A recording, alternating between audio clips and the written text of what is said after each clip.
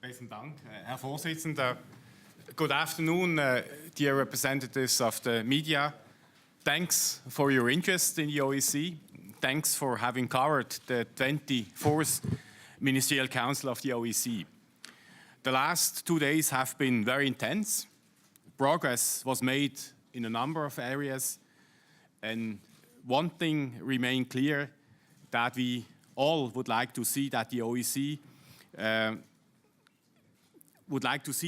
as a space where we have real dialogue, where we can make strides towards reconciling differences and enhancing cooperation. And this is exactly how I have seen our participating states use the OSCE Ministerial Council over the last 36 hours. As well as the main discussions in the plenary hall, foreign ministers have been holding bilateral meetings on the margins of the MC to engage on and to address security challenges facing our region. These one-to-one conversations are crucial to helping us overcome the current crisis in confidence between states. In my bilateral meetings with many foreign ministers and senior diplomats, I received positive and encouraging feedbacks on the role of the OSCE as a platform for dialogue and as a platform to rebuild trust and restore confidence.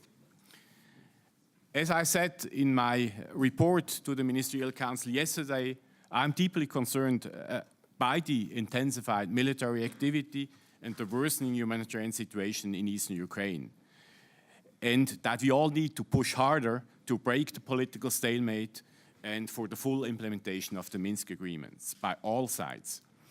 I therefore welcome that the foreign ministers of the Russian Federation, Ukraine, and the United States of America had bilateral meetings here in Vienna to discuss the crisis in and around Ukraine.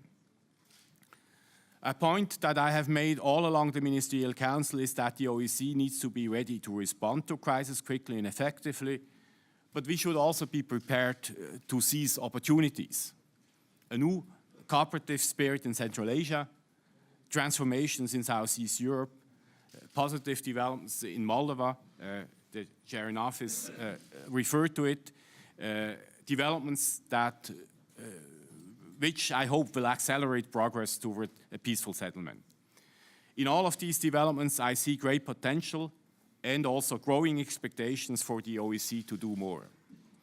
I called on the participating states to provide us with the additional resources to respond in a meaningful way to all of these opportunities, enhancing security for us all. I also insisted that we must recommit to the principles and commitments the organization stands for. And at the same time, we must be pragmatic and find common ground where interests coincide and build a unifying agenda for the OSCE. Small but steady steps will produce incremental progress. The structured dialogue, our flagship dialogue, is a critical example of constructive engagement in the politico-military dimension. This is an informal process that has a great potential to lead to tangible results, including military risk reduction and confidence and security building measures. And I was pleased to hear from participating states that they strongly support this structured dialogue.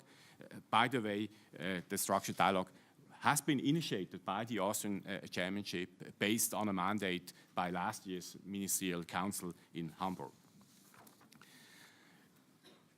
Minister Kurz alluded to it. Over the course of the Ministerial, we also had an unprecedented number of side events offering thought-provoking and realistic perspectives on how we can build on our work.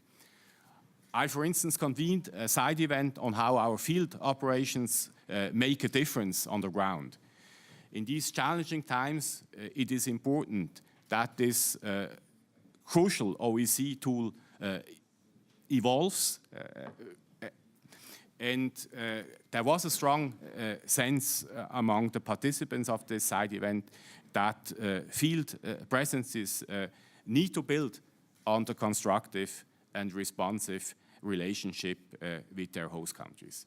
I also addressed the discussion on how the OSCE can further engage with young people so that we can give the leaders of tomorrow a voice already today on the development of societies and their security concerns. Let me conclude by thanking the Austrian chairmanship. First of all, thank you, Minister Kurz, for your exemplary leadership, but I would also thank the teams, Secretary General Lienhardt, Ambassador Raunig, the political director, Ambassador Koya. I think you did a fantastic job in very difficult times. And I do appreciate that very much. Now I look forward to working with the Italian chairmanship in 2018 as the OSCE continues to grapple with an array of serious challenges.